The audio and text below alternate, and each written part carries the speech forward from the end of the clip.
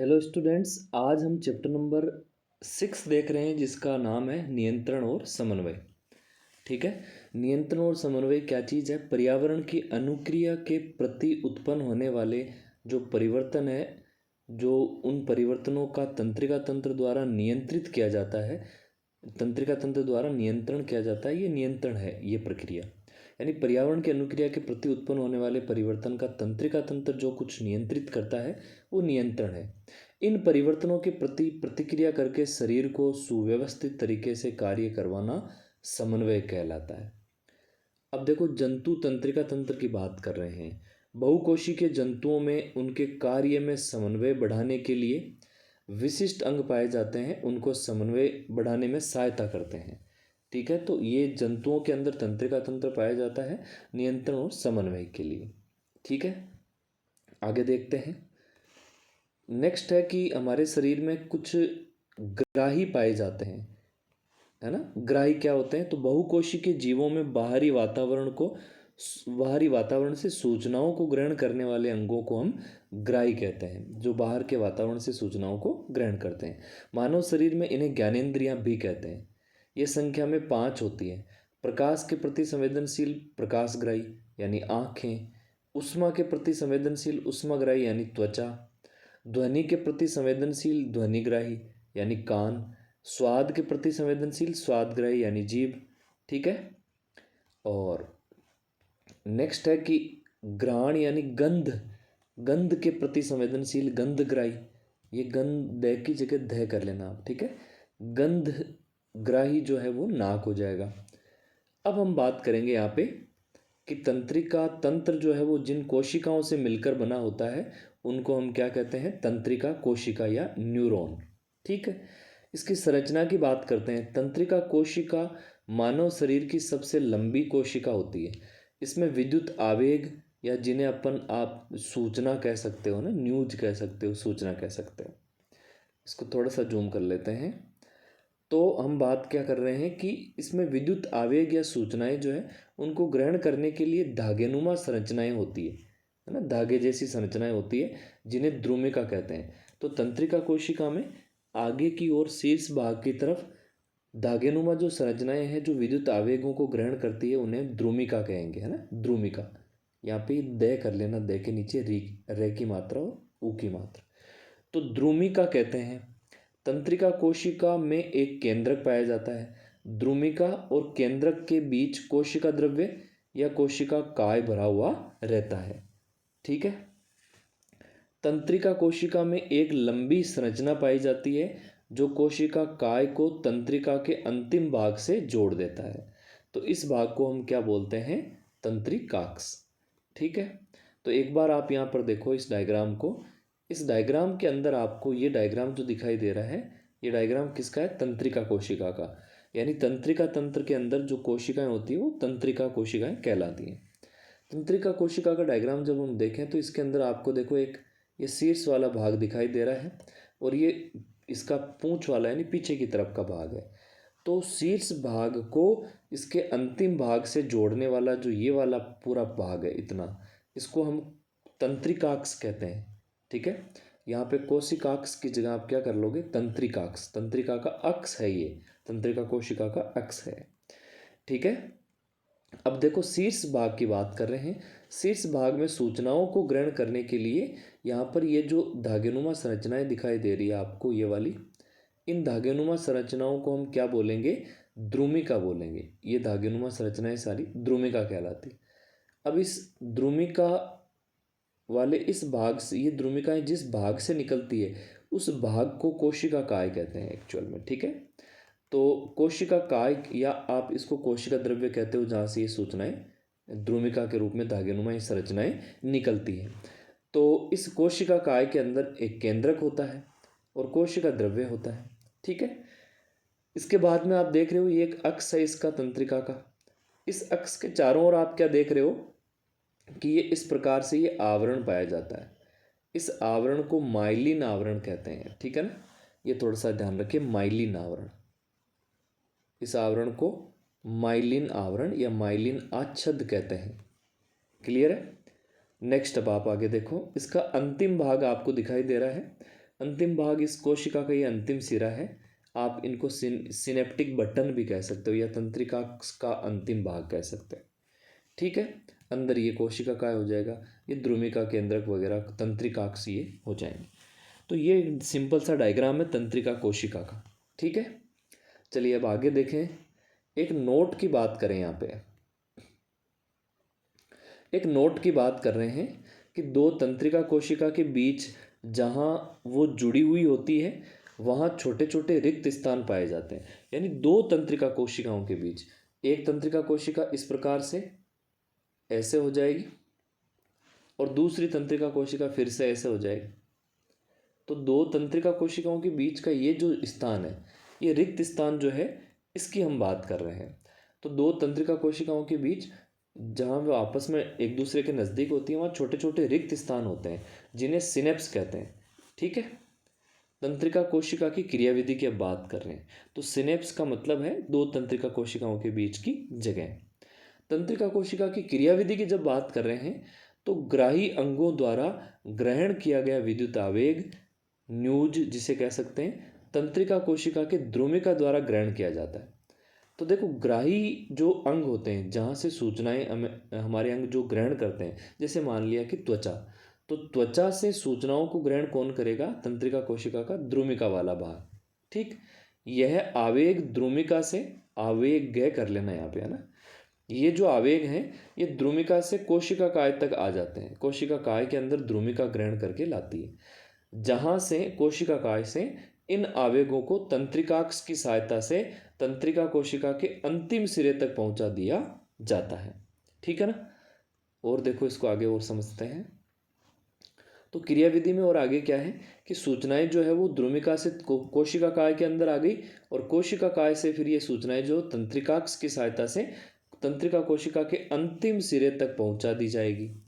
तंत्रिकाक्ष के अंतिम सिरे पर विद्युत आवेग द्वारा कुछ रसायन छोड़े जाते हैं। ठीक है, विद्युत आवेग के कारण कुछ रसायन छोड़े जाते हैं तंत्रिकाक्ष के अंतिम सिरे पर, तथा विद्युत आवेग इनसे होता हुआ अगली तंत्रिका कोशिका के द्रुमिका द्वारा ग्रहण कर लिया जाता है। अब जो विद्युत आवेग है वो यहाँ पे, यानी हुआ क्या कि विद्युत आवेग ने तंत्रिका के अंतिम सिरे पर रसायनों को छोड़ा है। अब विद्युत आवेग जो है वो इन्हीं रसायनों से होता हुआ अगली तंत्रिका कोशिका के द्रुमिका के द्वारा ग्रहण कर लिया जाता है।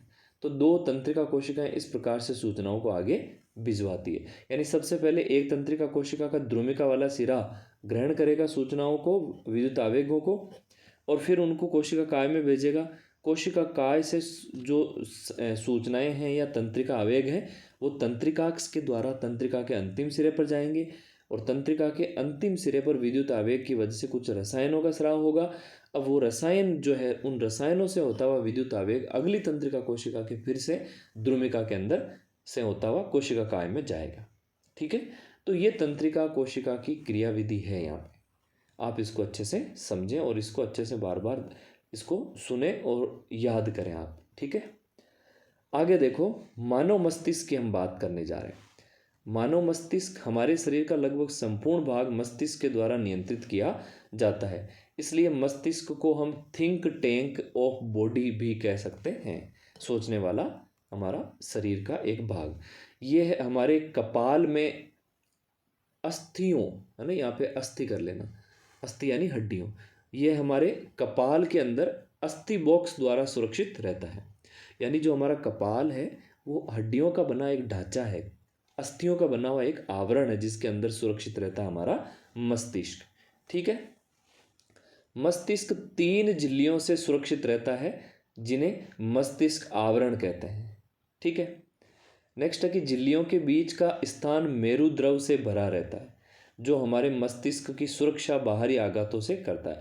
यानी इन झिल्लियों के बीच में, मस्तिष्क के बाहर 3 झिल्लियां हैं, उन झिल्लियों के बीच में, बीच के रिक्त स्थान में मेरु द्रव भरा रहता है जो हमारे मस्तिष्क की बाहरी आघातों से सुरक्षा करेगा। मतलब चोट लगने पर वो एक लिक्विड का काम करेगा जिससे जो बाहरी चोटें हैं वो उस लिक्विड के अंदर ही रह जाएगी, तो हमारे मस्तिष्क को नुकसान नहीं होता है।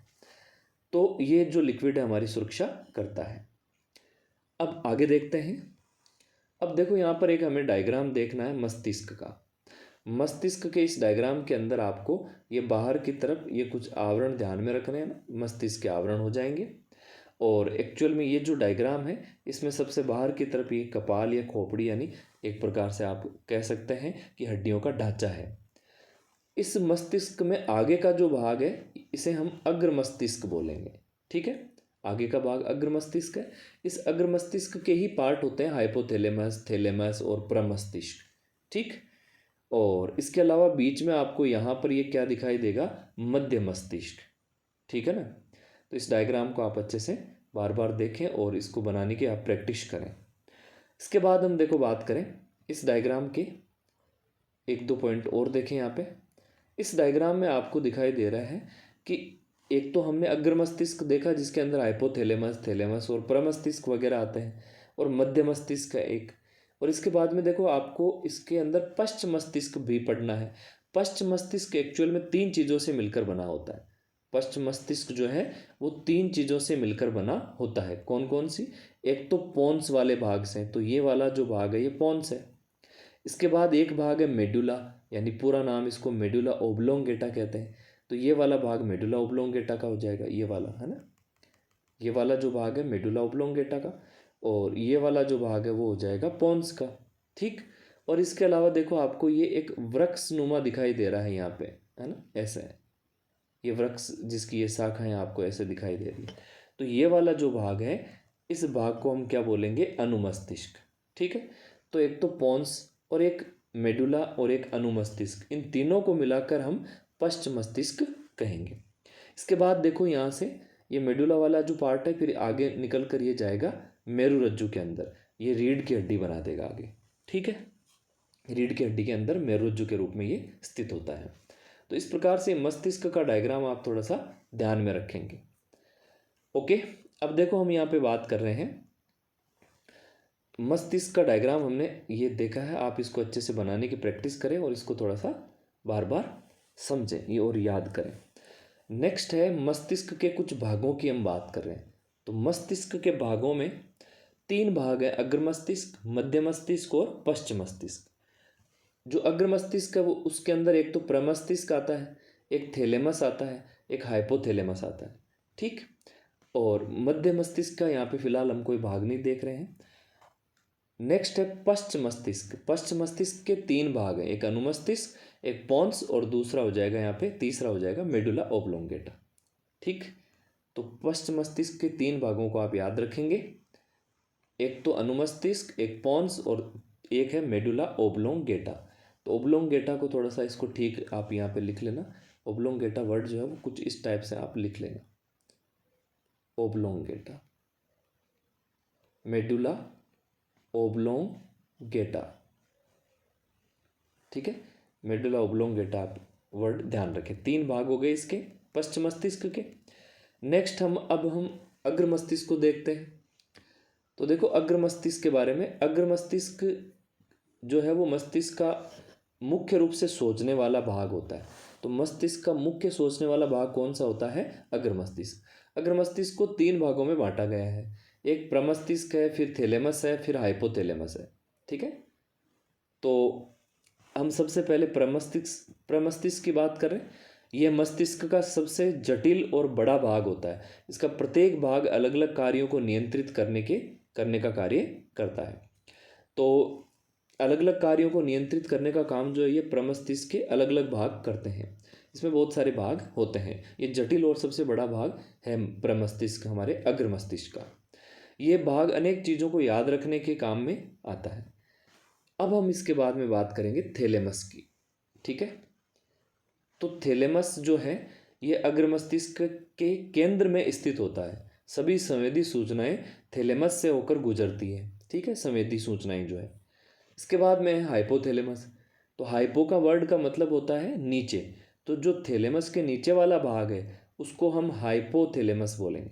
यह थैलेमस के नीचे स्थित होता है। रक्त दाब, शरीर का तापमान, भूख प्यास है ना आदि का नियंत्रण इसी भाग के द्वारा किया जाता है।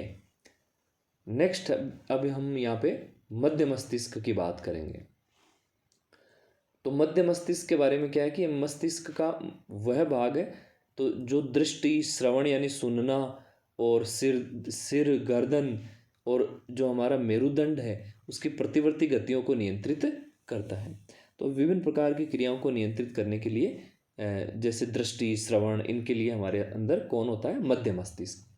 आँख की पुतली, अभिनेत्र लेंस का आकार, आँख की पेशियों की गति मस्तिष्क के इसी भाग के द्वारा नियंत्रित की जाती है ना। आँख की पुतली की गति और यानी पलकों की कह सकते हैं अपन, पलकों, पुतली वगैरह की गति। अभिनेत्र लेंस का आकार, हमारा जो नेत्र है आँख के अंदर, वो अभिसारी प्रकार का लेंस होता है जिसे उत्तल लेंस भी कह सकते हैं और नेत्र के अंदर होता है, इसलिए उसको अभिनेत्र लेंस भी बोलेंगे। और आँख की जो पेशियां हैं उनकी गति, ये सब मस्तिष्क के इसी भाग के द्वारा नियंत्रित की जाती है, यानी मध्य मस्तिष्क के द्वारा। ठीक है, तो नेक्स्ट है पश्च मस्तिष्क। तो पश्च मस्तिष्क को देख रहे हैं अब इसके बाद में। देखो, पश्च मस्तिष्क की जब बात करें तो मस्तिष्क का यह भाग पोन्स, अनुमस्तिष्क और मेडुला ओब्लोंगेटा से मिलकर बना होता है। पोन्स जो है वो श्वसन क्रिया के नियंत्रण में सहायक होता है। याद रखेंगे आप, श्वसन क्रिया के नियंत्रण में कौन सा भाग सहायक है? पोन्स, श्वसन क्रिया के नियंत्रण। नेक्स्ट है अनुमस्तिष्क, शारीरिक गतियों और हमारा जो आसन का समन्वय है वो करने का काम करता है। आसन का समन्वय का मतलब हमारा पोस्चर जो है, हम जब जिस सिचुएशन में बैठते हैं, है ना, एक जगह बैठे रहने की स्थिति, तो हमारे जो अलग अलग पोजीशन है बैठने के, है ना, उठने के, खड़े रहने की, गति के, इन सब का कंट्रोल अनुमस्तिष्क के द्वारा किया जाएगा। नेक्स्ट है मेडुला ओब्लोंगेटा। तो मेडुला ओब्लोंगेटा जो है वो हृदय स्पंदन, हृदय धड़कन, श्वसन, है ना, श्वसन दर, रक्तचाप यानी ब्लड प्रेशर, इनको नियंत्रित करता है मेडुला ओब्लोंगेटा। और इसके अलावा निगलना, खांसना, छींकना और वमन यानी उल्टी, है ना, जैसी सभी क्रियाएं भी मेडुला ओब्लोंगेटा ही नियंत्रित करता है। ठीक, तो इनको आप याद करें और बार बार इसको देखें, यानी रिकेप कर करके बार बार देख सकते हो। आपको अगर कोई चीज़ समझ में नहीं आए तो आप डाउट भी यहाँ पर कमेंट कर सकते हो। नेक्स्ट हम बात कर रहे हैं क्रियाओं की। तो हमारे शरीर के जो नियंत्रण और समन्वय बढ़ाने के लिए अनेक क्रियाएं हमारे शरीर के अंदर होती है, जिन्हें 3 भागों में बांटा गया है। हमारे शरीर को नियंत्रित और समन्वय के रूप में नियंत्रित करने के लिए हमारे शरीर में कुछ क्रियाएं होंगी, जिनको 3 भागों में हम बांटेंगे। एक ऐच्छिक क्रिया, फिर अनैच्छिक क्रिया और तीसरी है प्रतिवर्ती क्रिया। ऐच्छिक, अनैच्छिक और प्रतिवर्ती क्रियाएं। तो देखो, हम कुछ इन क्रियाओं को डिटेल से देखते हैं ये क्या है। सबसे पहले हम बात करेंगे ऐच्छिक क्रियाओं की। तो वे क्रियाएं जिनको हम नियंत्रित कर सकते हैं, हमारे द्वारा जो नियंत्रित हो सकती है। जैसे हमारी इच्छा क्या है ना, हमारी इच्छा से वो जो नियंत्रित हो जाती है, जैसे बोलना, लिखना, दौड़ना वगैरह। अनैच्छिक क्रियाएं, वे क्रियाएं जिनको हम नियंत्रित नहीं कर सकते हैं, जैसे हृदय का धड़कना, है ना, श्वसन का चलना यानी श्वसन दर, वेंटिलेशन, पाचन की क्रिया, है ना, ये सभी अनैच्छिक क्रियाएं होती हैं।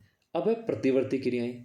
तो वे सभी क्रियाएं जो किसी उद्दीपन यानी सूचना, संकेत, है ना, इशारा आप जिसे कह सकते हैं, तो उद्दीपन के प्रति अचानक होती है। कोई सूचना मिली, जैसे पैर में कांटा चुभा और एकदम से हमने पैर को वहाँ से हटा लिया, ये प्रतिवर्ती क्रिया है जो अचानक होगी किसी उद्दीपन के प्रति, उन्हें हम प्रतिवर्ती क्रियाएं कहते हैं। जैसे पलक का झपकना, है ना, कांटा चुभने पर अचानक पैर को उठा लेना अचानक तेजी से, और खाना देखकर लार का टपकना। तो ये सभी जो क्रियाएं हैं वो प्रतिवर्ती क्रियाएं होती हैं। तो प्रतिवर्ती क्रिया को, ये वर्ड जो है यहाँ पर थोड़ा सा हम ठीक कर लेंगे, है ना। प्रतिवर्ती क्रिया को लिखने का एक यहाँ पे थोड़ा सा ध्यान रखें। प्रतिवर्ती क्रिया, प्रतिवर्ती, इस प्रकार से आपको लिखना है, प्रतिवर्ती वर्ड। ठीक है, तो प्रतिवर्ती क्रिया के बारे में हम और डिटेल से देख लेते हैं।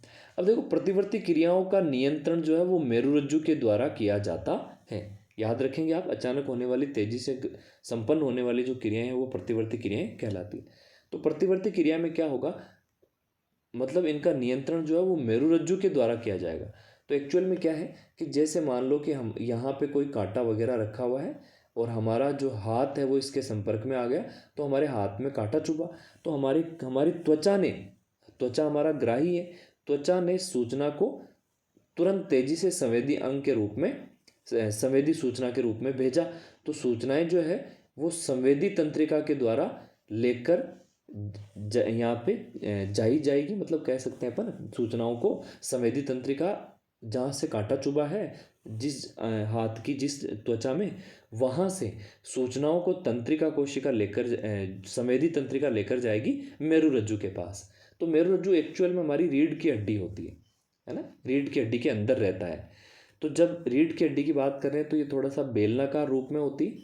जब इसको हम यहाँ से काट कर देखते हैं, ऐसे ऐसे काट कर देखते हैं, तो हमें ऊपर से और हमारी तरफ से देखने पर हमें मेरुरज्जु कुछ इस टाइप का दिखाई देता है, यानी बटरफ्लाई शेप में दिखाई देता है। तो अब इसके अंदर प्रतिशारण तंत्रिका कोशिका होती है। तो इस प्रतिसारण तंत्रिका कोशिका के पास में संवेदी तंत्रिका सूचना लेकर आएगी, फिर यहाँ से आदेश लेगी। तो प्रतिसारण तंत्रिका सूचनाओं को वापस भेजेगी, वहाँ पर आदेश भेजेगी, और जल्दी से जो जिस अंग पर कांटा चुभा है वो अंग वहाँ से हटा लिया जाएगा। ठीक है। तो प्रतिसारण तंत्रिका से सूचनाएं जो है वो प्रेरक तंत्रिका लेकर जाएगी ग्राही के पास में, त्वचा के पास में। लेकर आने वाली संवेदी तंत्रिका और प्रतिसारण तंत्रिका यानी मेरुरज्जु से सूचनाओं को आदेश लेकर जाने वाली जो तंत्रिका हो जाएगी वो प्रेरक तंत्रिका कहलाएगी। तो संवेदी और प्रेरक तंत्रिकाओं के द्वारा मेरुरज्जु तक ये जो एक प्रकार से एक चाप बनता है ना, ये जो चाप बनता है, इस चाप को प्रतिवर्ती चाप कहते हैं। तो प्रतिवर्ती चाप प्रतिवर्ती क्रिया के अंदर बनता है। प्रतिवर्ती चाप के कारण प्रतिवर्ती क्रिया संपन्न होती है। तो प्रतिवर्ती क्रिया में जो मार्ग होता है उसी मार्ग को हम प्रतिवर्ती चाप कह सकते हैं। प्रेरक तंत्रिका और संवेदी तंत्रिकाओं के द्वारा मेरुरज्जु तक जो एक चाप बनता है, जो एक रास्ता बनता है, पथ बनता है, उसको हम प्रतिवर्ती चाप कहते हैं, जो प्रतिवर्ती क्रिया के अंदर दिखाई देता है। ठीक है, इसको आप थोड़ा सा ध्यान रखेंगे। अब हम यहाँ पे बात करेंगे पौधों में समन्वय के बारे में। ठीक है, ठीक है। अब आगे बात कर रहे हैं हम यहाँ पे पौधों में समन्वय के बारे में। तो प्राणियों की भांति पौधों में तंत्रिका तंत्र और संवेदी अंग जैसे आँख, कान, नाक आदि नहीं पाए जाते हैं। तो तंत्रिका तंत्र नहीं है, संवेदी अंग आँख, नाक, कान नहीं है, तो फिर जो पौधे हैं वो समन्वय किस प्रकार से करते हैं? तो देखो, फिर भी उनमें पर्यावरण में होने वाले परिवर्तन को महसूस करने की क्षमता पाई जाती है। जैसे छुई-मुई के पौधे को छूने पर वो सिकुड़ जाती है। बीज जब अंकुरित होता है तो जड़ हमेशा नीचे की तरफ गति करती है, और उसमें जो कुछ पार्ट है जैसे तना है जो ऊपर की ओर गति करता है। तो ये सब वातावरणीय परिवर्तनों की वजह से होते हैं। ठीक है, तो पौधों में भी समन्वय की प्रक्रिया पाई जाती है, हालांकि उनमें तंत्रिका तंत्र और संवेदी अंग नहीं होते। तो देखो, फिर आगे और देखते हैं हम इसे पौधों में समन्वय वाले टॉपिक को, कि पौधों में नियंत्रण और समन्वय के लिए पादप हार्मोन होते हैं। ठीक है, पौधों में नियंत्रण और समन्वय के लिए क्या होते हैं? पादप हार्मोन होते हैं, जो पौधों के अलग अलग कार्यों में काम आते हैं। ठीक है, तो पौधों में नियंत्रण और समन्वय के लिए जो काम आने वाले हार्मोन है यानी पादप हार्मोन है, पौधों की गति को, विभिन्न प्रकार की क्रियाओं को जो नियंत्रित करते हैं, है ना, जिनको हम एक प्रकार से पादप वृद्धि नियंत्रक या नियामक कह सकते हैं, या पादप हार्मोन कह सकते हैं। तो वो कौन कौन से, उनकी चर्चा करेंगे। तो देखो, पौधों में पाए जाने वाले जो हार्मोन है वो 5 प्रकार के हमारे सिलेबस में दे रखे हैं। जैसे एक ऑक्सिन हार्मोन है, एक जिब्रेलिन हार्मोन है, एक साइटोकाइनिन हार्मोन है, एक एब्सिसिक अम्ल हार्मोन है, और पांचवा जो है वो इथाइलिन हार्मोन है। तो आप इनको याद रखोगे पांचों को। अब इनकी कुछ प्रक्रियाओं के बारे में, इनके कार्यों के बारे में हम देखते हैं। तो सबसे पहले हम बात करेंगे ऑक्सिन हार्मोन की। यह वृद्धि हार्मोन होता है, यानी वृद्धि को बढ़ाने का काम करता है, जो कि प्ररोह है, यानी जो कोपल होता है, जो नया जो छोटा सा बीज से अंकुरित होकर जो प्लांट बना, उसका जो कोमल तना है उसको हम प्ररोह कहते हैं। तो प्ररोह के अग्रभाग में वृद्धि करवाता है। तो प्ररोह या तना, तना जिसे कह सकते हैं, वो जो उसका अग्रभाग है उसमें वृद्धि करवाने के लिए ऑक्सिन हार्मोन जिम्मेदार होता है। ऑक्सिन हार्मोन प्रकाश की उपस्थिति में कम गति से वृद्धि करवाता है। ठीक है, यानी प्रकाश की उपस्थिति होने पर यह हार्मोन जो है थोड़ा सा मतलब पीछे की तरफ और ऊपर से नीचे की तरफ, यानी जिस दिशा में प्रकाश मिलेगा उसकी विपरीत दिशा की तरफ यह गति करता है, और वहाँ की कुछ कोशिकाओं में क्रिया करवाता है। तो प्रकाश की तरफ वाला भाग कम वृद्धि करता है, और जो अंधेरे की तरफ वाला भाग है वो ज़्यादा वृद्धि करेगा। दूसरी बात, ये हार्मोन जो है वो शीर्ष से नीचे की तरफ खिसकता है, तो नीचे वाला भाग तेजी से वृद्धि करेगा, जिससे शीर्ष ऊपर की ओर लगातार बढ़ता जाएगा। तो इस प्रकार से हम कह सकते हैं कि प्रकाश की उपस्थिति में कम गति से वृद्धि करवाता है ऑक्सिन हार्मोन। इसीलिए जब किसी पेड़ को एक दिशा से प्रकाश मिलता है तो वह कम वृद्धि करके प्रकाश की तरफ झुक जाता है। तो जिस तरफ प्रकाश मिलता है उस तरफ वाला भाग कम वृद्धि करता है, और जिस तरफ प्रकाश यानी दूसरी तरफ वाला भाग जो छाया वाला भाग है वो ज़्यादा वृद्धि करता है। इसलिए जो प्रकाश ये जो पौधे का तना है वो एक साइड की ओर यानी प्रकाश की तरफ झुक जाता है या मुड़ जाता है। ठीक है, यानी कोई खिड़की में से एक साइड से प्रकाश आ रहा है किसी कमरे में, तो प्रकाश की तरफ वाले भाग में कम वृद्धि होने से और दूसरी तरफ जो अंधेरे की तरफ वाला भाग है उसमें ज़्यादा वृद्धि होने से जो तना है, जो पादप का शीर्ष भाग है, वो उस खिड़की की तरफ झुक जाएगा, और हो सकता है कि कुछ टाइम बाद में वो खिड़की से बाहर भी प्रकाश की तरफ चला जाए। तो इस प्रकार से ऑक्सिन हार्मोन पौधे में उसके तने में या उसके शीर्ष भाग में वृद्धि करवाता है। नेक्स्ट हम बात कर रहे हैं जिब्रेलिन हार्मोन। यह भी एक वृद्धि हार्मोन होता है जो पादप की वृद्धि को बढ़ाता है या वृद्धि करवाता है और उन्हें मजबूत बनाता है। नेक्स्ट हम बात करें इसके बाद में साइटोकाइनिन हार्मोन की। तो देखो, साइटोकाइनिन हार्मोन ये भी एक वृद्धि हार्मोन है। तो अभी तक हमने जिब्रेलिन, ऑक्सिन और साइटोकाइनिन देखे, ये तीनों ही वृद्धि हार्मोन है। तो साइटोकाइनिन कोशिका विभाजन को प्रेरित करता है, कोशिका विभाजन जल्दी जल्दी होने लगता है इस हार्मोन के कारण। यह हार्मोन संपूर्ण पौधे की वृद्धि कर सकता है, परंतु यह फलों और बीजों में अधिक मात्रा में काम में आता है। ठीक, नेक्स्ट है एब्सिसिक अम्ल हार्मोन। यह वृद्धि रोधक हार्मोन है। तो आप ध्यान रखेंगे, ये एकमात्र हार्मोन है जो वृद्धि को क्या करवाता है, यानी वृद्धि को डिफरेंट यानी रोकने का कार्य करता है। कौन सा हार्मोन? एब्सिसिक हार्मोन, वृद्धि रोधक हार्मोन है, आप ध्यान में रखेंगे। कौन सा हार्मोन? एब्सिसिक अम्ल हार्मोन। ठीक है, एब्सिसिक अम्ल हार्मोन एक वृद्धि को रोकने वाला हार्मोन है जिसे वृद्धि रोधक हार्मोन कहते हैं। यह पत्ती, बीज और कलिकाओं की वृद्धि को रोकता है। ठीक है, नेक्स्ट एक नोट देखो, पत्तियों के गिरने का कारण एब्सिसिक हार्मोन होता है। जब पत्तियां गिरने लग जाती है तो उसका कारण क्या होता है? एब्सिसिक अम्ल हार्मोन। ठीक, नेक्स्ट हम बात करेंगे यहां पे इथाइलिन हार्मोन की। तो आप देखो इथाइलिन हार्मोन के बारे में, यह हार्मोन फलों को पकाने का काम करता है। ठीक है, इथाइलिन हार्मोन की वजह से फल जो है वो पक जाते हैं। नेक्स्ट है पौधे से संबंधित कुछ परिभाषाएं। तो पौधे से संबंधित कुछ परिभाषाओं में फर्स्ट हम देख लेते हैं जलानुवर्तन। तो नमी, जलानुवर्तन का मतलब है कि जल के कारण एक निश्चित दिशा में होने वाली गति, यानी जल की तरफ होने वाली गति। अनुवर्तन का मतलब होता है की दिशा में। तो जल अनुवर्तन, जलानुवर्तन, जल की दिशा में होने वाली गति। तो नमी या जल के कारण पादप की जड़ों के द्वारा जल की तरफ गति करना जलानुवर्तन गति कहलाता है। जैसे बायोफाइट्स है ना, ब्रायोफाइट्स कह सकते हैं, पर ब्रायोफाइट्स जो प्लांट होते हैं, यानी प्लांट आप पढ़ोगे आगे की कक्षाओं में 11th क्लास में बायोलॉजी के अंदर कि पौधों को 5 भागों में बांटा गया है: सेवाल, ब्रायोफाइटा, टेरिडोफाइटा, जिम्नोस्पर्म, एंजियोस्पर्म वगैरह। तो ब्रायोफाइट्स जो होते हैं, है ना, ब्रायोफाइट्स और कुछ कवकों के अंदर ये इस प्रकार की गति देखने को मिल जाती है कि वो जल की तरफ गति करते हैं। उनकी जो ये गति जो है वो जड़ में पाई जाती है। उनकी जो जड़ें हैं वो जल की तरफ गति करने लग जाती है, जिसे जलानुवर्तन गति कहेंगे। नेक्स्ट हम बात कर रहे हैं यहाँ पे, नेक्स्ट देखो हम बात करेंगे इसके बाद में प्रकाशानुवर्तन गति की। तो प्रकाशानुवर्तन गति की बात कर रहे हैं जब, तो पादपों के जो प्ररोह होते हैं यानी कोमल तने होते हैं, उनके द्वारा ऑक्सिन हार्मोन की वजह से, उनके अंदर ऑक्सिन हार्मोन होता है जिसकी वजह से प्रकाश की तरफ वो गति करने लगते हैं।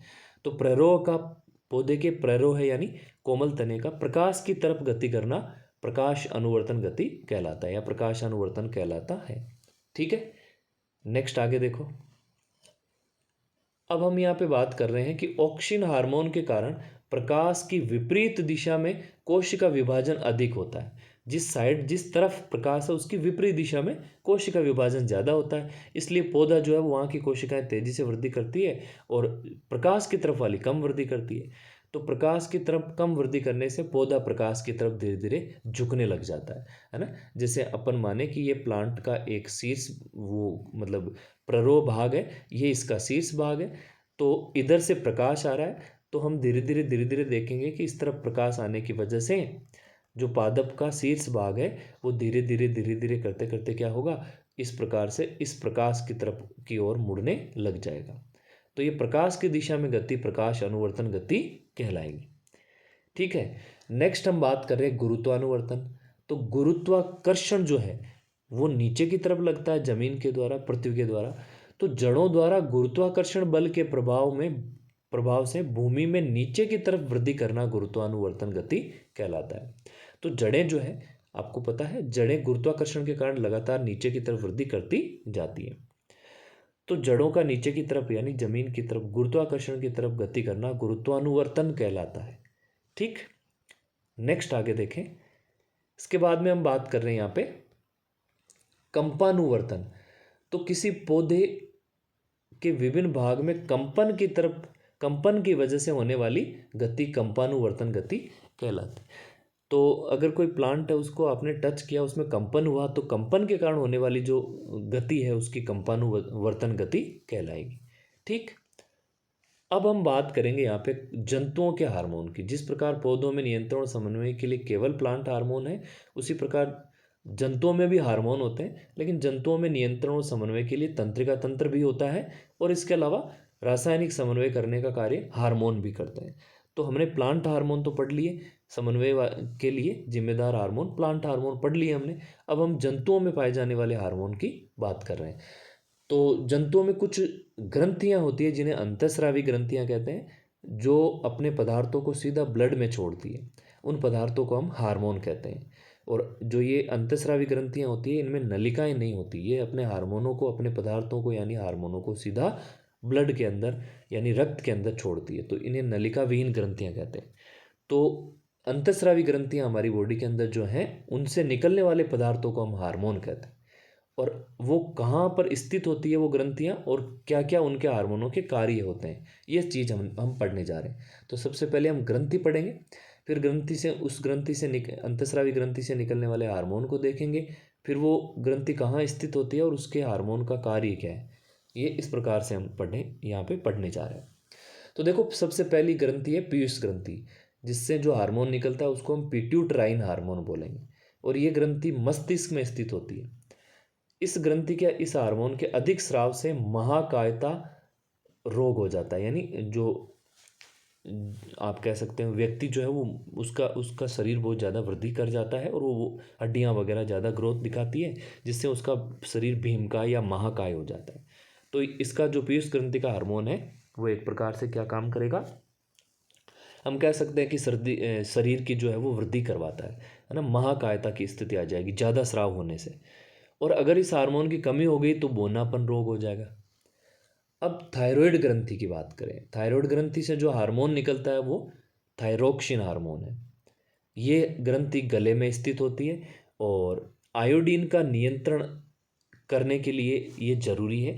यानी हमारी बॉडी के अंदर अगर आयोडीन की कमी हो जाए तो हमारे थायरोक्सिन हार्मोन कम बनेगा, जिससे हमारे विभिन्न प्रकार के रोग हो जाते हैं। तो आप ध्यान दें कि इस ग्रंथि के इस थायरोक्सिन हार्मोन की कमी से हमारे शरीर में घेंगा रोग हो जाएगा, जिसे गोइटर रोग भी कहते हैं। घेंगा या गोइटर ये एक ही बात है यहाँ पे, ठीक है। या इसी का एक नाम और है गलगंड रोग। तो थायरोक्सिन हार्मोन की कमी से घेंगा या गोइटर है ना, या गलगंड रोग हो जाता है। तो ये जो हार्मोन है इसको कंट्रोल करने के लिए आयोडीन की मात्रा की जरूरत पड़ती है।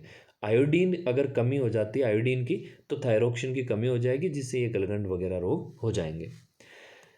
नेक्स्ट हम बात कर रहे हैं अगली ग्रंथि की। अगली ग्रंथि हमारे यहाँ पे है एड्रिनल ग्रंथि, अंतःस्रावी ग्रंथि।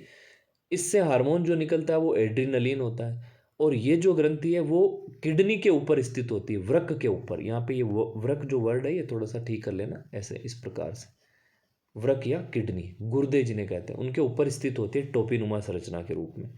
ठीक, तो एड्रिनल ग्रंथि जिसे अधिवृक्क ग्रंथि भी कहते हैं, ये वृक्क के ऊपर होती है, अधि यानी ऊपर, तो अधिवृक्क ग्रंथि भी एड्रिनल ग्रंथि को कहेंगे। ये जो हार्मोन है वो इसका एड्रेनलिन हार्मोन जो है वो उच्च रक्तचाप को नियंत्रण करने का कार्य करता है, हाई ब्लड प्रेशर को कंट्रोल करता है। ठीक, नेक्स्ट है अग्नाशय ग्रंथि। अग्नाशय ग्रंथि जो है उससे इंसुलिन हार्मोन निकलता है और ये आमाशय के नीचे या आमाशय के पास में स्थित होती है।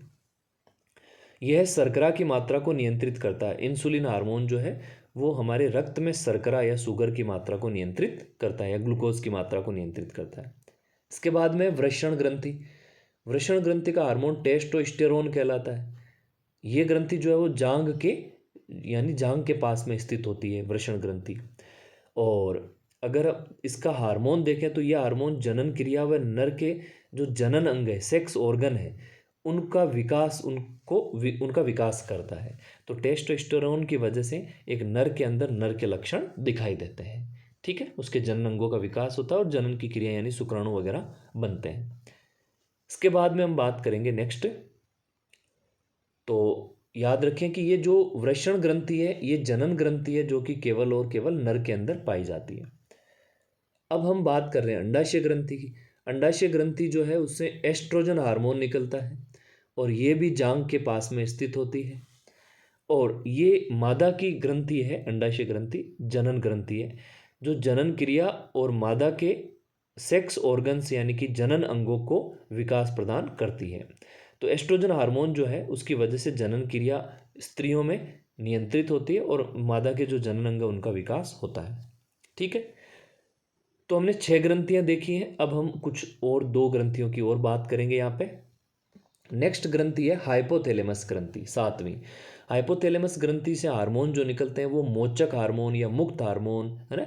कुछ हार्मोन जो है अन्य अंतस्रावी ग्रंथियों के हार्मोनों को निकलवाने के लिए होते हैं और कुछ उनको रोकने के लिए होते हैं। तो रोधक और मोचक हार्मोन होते हैं। तो हम मुक्त हार्मोन, मोचक हार्मोन देख लेते हैं कुछ।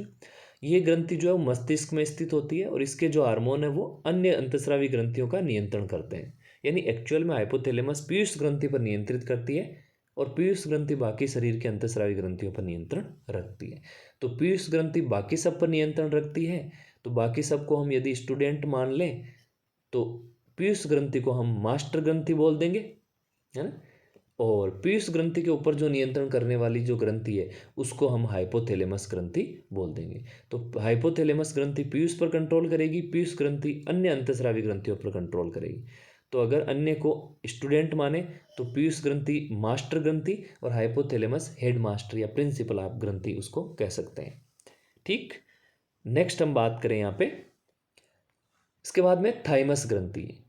तो थाइमस ग्रंथि जो है वो थाइमोसिन हार्मोन स्रावित करती है और ये हृदय के पास स्थित होती है ना। यहाँ पे आप थोड़ा सा लिख सकते हैं, याद रख सकते हैं। जो थाइमस ग्रंथि है वो हृदय के पास में स्थित होती है। हृदय के पास स्थित जो ग्रंथि है वो थाइमस ग्रंथि। थाइमोसिन हार्मोन निकलता है इससे। यह हार्मोन हमारी रोग प्रतिरोधक क्षमता का नियंत्रण करता है। हमारे शरीर में जो रोग प्रतिरोधक क्षमता है वो थाइमस ग्रंथि के थाइमोसिन हार्मोन की वजह से होती है। नेक्स्ट हम बात कर रहे हैं कुछ और पॉइंट्स की। तो देखो यहाँ पे ग्रंथियों, अंतस्रावी ग्रंथियों से संबंधित अन्य बातें देखें। पीयूष ग्रंथि को हम मास्टर ग्रंथि कहते हैं क्योंकि ये सभी अन्य अंतस्रावी ग्रंथियों जैसे थायराइड ग्रंथि है ना, एड्रिनल ग्रंथि आदि को नियंत्रित करती है। हाइपोथैलेमस ग्रंथि को हम हेडमास्टर ग्रंथि या मास्टर ऑफ मास्टर ग्रंथि कहते हैं क्योंकि यह पीयूष ग्रंथि को नियंत्रित करती है। ठीक है, तो इसके बाद कुछ और पॉइंट देखते हैं। अब इसके बाद में एड्रिनल ग्रंथि को हम अधिवृक्क ग्रंथि भी कहते हैं क्योंकि ये वृक्क के ऊपर स्थित होती है। तो इसको हम एड्रिनल ग्रंथि को हम अधिवृक्क ग्रंथि भी कहेंगे। ठीक है, ओके। तो अधिवृक्क ग्रंथि भी एड्रिनल ग्रंथि को कहते हैं क्योंकि यह ग्रंथि जो है वो दोनों वृक्कों यानी किडनी के ऊपर लगी होती है। एड्रिनल ग्रंथि से निकलने वाले हार्मोन एड्रिनलिन हार्मोन को करो या मरो या लड़ो या भागो हार्मोन कहते हैं ना। यानी आप इसको 3F हार्मोन भी कह सकते हैं कि जब आपातकालीन परिस्थिति आ जाती है, संकटकालीन स्थिति आ जाती है तो इसको संकटकालीन हार्मोन भी कहते हैं। देखो, तो 3F का मतलब क्या है? 3F यानी जब आपातकालीन इमरजेंसी की कंडीशन हो जाती है तो ये 3F के रूप में रोल निभाती है। यानी F का मतलब यहाँ पर है एक F, 3F जो है उनमें से एक F का मतलब है फ्लाइट, है ना, FLIGHT। GHT। फ्लाइट का मतलब होता है मतलब भागना, या आप कह सकते हो उड़ना, है ना। तो एक एक तो F का मतलब है भागना, ठीक है। और दूसरे F का मतलब होता है फ्राइट, FRIGHT। फ्राइट यानी डरना होता है, ठीक है। और तीसरे ऐप का मतलब होता है यहाँ पे फाइट, फाइट यानी लड़ना। तो डरना, भागना और लड़ना, FIGHT। तो डरना, लड़ना, भागना, इन तीनों ही कंडीशन में हमारे जो हार्मोन अच्छा रोल निभाता है वो एड्रिनलिन हार्मोन कहलाता है, ठीक है। तो संकटकालीन स्थिति में ये हमें सुरक्षित रखता है, इसलिए इसको हम संकटकालीन हार्मोन भी कहते हैं, एड्रिनल ग्रंथि के एड्रिनलिन हार्मोन को, ठीक। ओके, इसके बाद में देखो कुछ और पॉइंट देखते हैं यहाँ पे। नेक्स्ट है यहाँ पर कि आयोडीन की कमी से थायरोक्सिन हार्मोन कम बनेगा, जिससे हमारा जो हमारे गलगंड रोग हो जाएगा या गोइटर या घेंगा रोग हो जाएगा। इस रोग में व्यक्ति का गला जो है वो सूजकर लटक जाता है ना। तो इसे आयोडीन को बैलेंस रखना होगा हमारे शरीर में। आयोडीन की कमी होने पर थायरोक्सिन कम होगा और ये रोग होगा। अब देखो नेक्स्ट पॉइंट है अग्नाशय की लेंगरहैंस द्वीपिकाओं। अग्नाशय के अंदर कुछ द्वीप के रूप में सेल्स स्थित होती हैं जिनको लेंगरहैंस नामक वैज्ञानिक ने देखा। तो अग्नाशय की लेंगरहैंस द्वीपिकाओं से हार्मोन जो निकलता है वो इंसुलिन हार्मोन होता है। तो इंसुलिन हार्मोन अग्नाशय की लेंगरहैंस द्वीप कोशिकाओं या द्वीपिकाओं से निकलता है, ठीक है। तो इस प्रकार यहाँ पर अब इसके बाद में देखो अभ्यास क्वेश्चन है। तो चैप्टर हमारा यहाँ पर कंप्लीट होता है। अभ्यास क्वेश्चनों को हम एक साथ सारे चैप्टरों के देखेंगे 1 बाय 1, और यहाँ पे हमारा ये चैप्टर कंप्लीट होता है। अगर इससे रिलेटेड कोई डाउट हो तो आप मुझे कमेंट करें, अदरवाइज इसको बार बार रिकैप करके ज़रूर देखें और अच्छे से इसको समझें। Okay, thank you so much.